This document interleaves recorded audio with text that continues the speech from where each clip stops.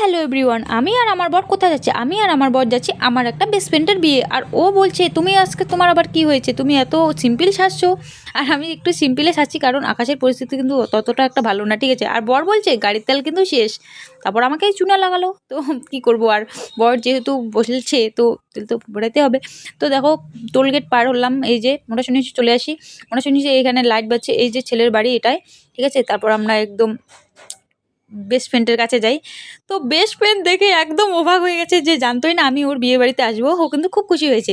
তারপর best friend বললো আমার বিয়ে দেখে যা প্লিজ। তো এই দেখো বিয়ে টিয়ে আমরা দেখেই যাব। তো দেখো খুব সুন্দর করে বিয়ে হচ্ছে।